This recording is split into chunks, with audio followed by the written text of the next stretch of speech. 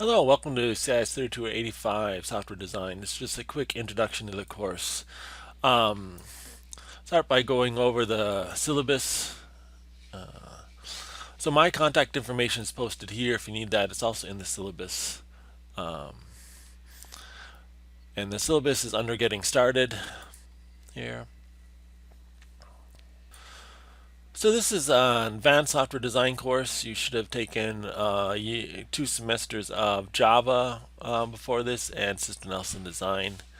This is my information. My office hours, if you're in class, I have office hours physically here Tuesday and Thursdays at 1. But for the online students, I'm generally available. I'm in my office from about 8 to 4 most days, but I'm available most evenings and weekends until around 10. So feel free to call or text me. This is my cell phone number. So if you can text that, that often works as easiest way. Text that and say, check your email or something like that, or email me. But again, sometimes if you want a quick response, a quick text or call will work out fine. This is the book we're getting in the software. I'll go back to the announcements and talk more about this in just a sec. We'll have regular assignments in this course, almost every unit or every week. We'll try to probably get 12 of them done, and they're worth quite a few points, 20 points each. You're also required to do some online postings every week. They're again worth 10 points, and details of these will be posted in each unit. We'll have 3 quizzes. These are just good review opportunities. They're only worth 25 points. They're not that, they're worth just a little bit more than an assignment. And they just give you an opportunity to go through and review terms and concepts from the past couple of weeks and units and refresh your memory. Learning research has shown that this sort of review activity really helps students remember material that they've gone over once. To go over it again, write it down again, really helps. And then we'll have a final project. We'll have more details of that later on in the course as we go. And here's a basic layout of the units we'll be going through and about weeks where they are. There might be some adjustment to this for this course, but we'll try to follow this basic schedule. Okay, so that's the syllabus. You should read over the details and just know where to find those details later on. There's a late policy for late work and stuff like that. Eventually you'll see all these units here, but all these units are not ready. So I only have the first unit available to you, and that's Intro to the the Scrum unit. All the units will be set up like this, similar to other of your online courses. There'll be a checklist every week of what you want to do, and then materials for that afterwards. For example, this video that I'm recording now will be posted right here, so you can read it. So course prep stuff, you should install Visual Studio 2015. If you have an older version already installed or that you use at work, you can probably keep using that. But generally, if you don't have one installed, grab the 2015 version. You can get it free from Microsoft DreamSpark or Microsoft Imagine. It's the same website, just they're changing the name on it. So you should be able to follow this link, log in. If you probably don't know your password, just click here, forgot password, and have it emailed to you. Everyone should have their email address set up on this system. Once you sign in, yeah, it's just been renamed as Microsoft Imagine now. But Visual Studio 2015 is probably right here on your front page. It's also under Development Tools. You can click here and download this.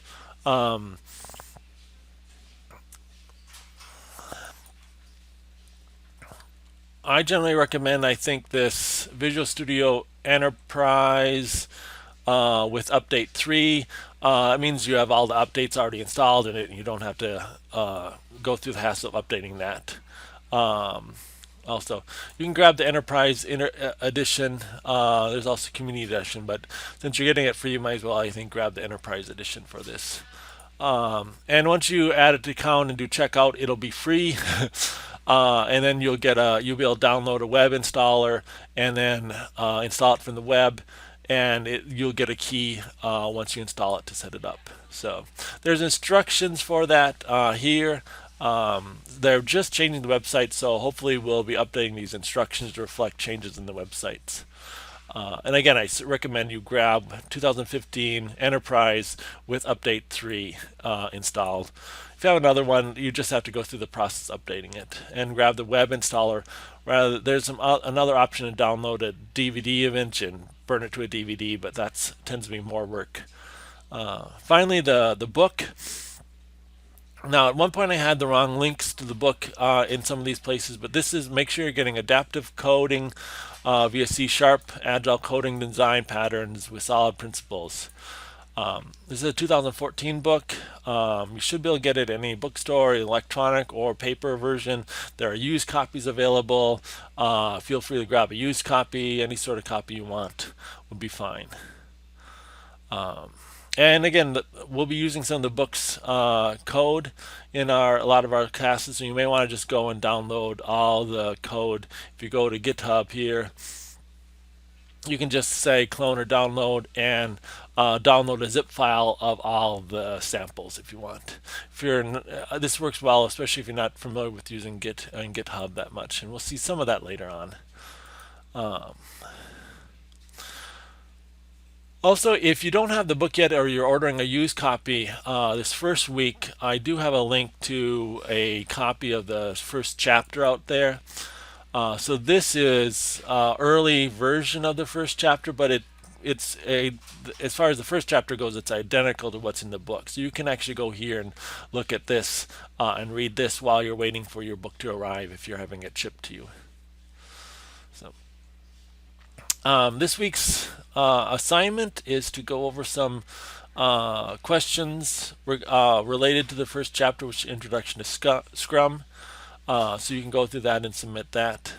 Now every week I'm going to have you do 2 online discussion things. There'll be links to them here in each unit, but you can also go to the discussion area and see them there. So if we go to discussion, you'll see the Unit 1 assignment discussion, Unit 1 status report, and then there'll be a Unit 2 discussion and Unit 2 status report. I mean, assignment discussion and status report. If you want to introduce yourself, it's optional. There's a Unit 0 course introduction there, but you don't necessarily have to do that if you don't want. There's no points tied to that. So either way, and again, I expect a lot of times you'll be just doing these learning activities, and then you'll go through these discussions here. The first thing you have to do is every week you need to post something, and there should be instructions here that you can read. You have to either ask a question about the unit or the assignment, something you're stuck on, answer a question another student posts, or provide a hint or suggestion. So if you did the assignment or what, and you kind of notice something kind of, oh, I had to do this a little differently, or here's a hint, you can post that here. Or a bonus challenge if there's something, all right, I was reading about Scrum and I saw this cool article on Scrum, post a link to that or something. So you have to do one of those 4 things every week. This hopefully builds some community so people are asking questions and answering questions online through this discussion board. So 1 posting here every week, and then the other thing you want to do is, let's get back here to learning activities. Let's go through discussions this time.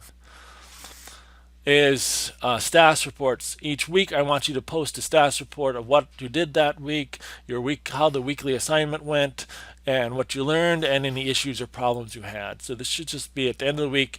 You should be able to just do a posting. And I often tell students just copy this and paste it in their posting and then fill in the blanks and just spend 5 minutes just giving me a quick update. Now remember, other people, this is public posting, so other people will see this also, but just to give me a quick read on how you're doing, what issues the students are having, and then you can also scan other students' assignments, see, I'm having lots of problems with this. Are other people having problems with this assignment or not? So you can check on how everyone's doing with this. The last thing I think I'm going to do is I think I'll post a review of the chapter material every week here. So you'll probably see another link in here to a video of a review of the chapter. That's optional. If you work fine just reading through the chapter, that's fine. I'll do a quick video lecture, maybe 5-10 minutes, reviewing some of the key concepts in it also. Okay, hope you enjoyed the class. Feel free to call, text me, email me, anything like that. Get in contact with me. as we go through this course.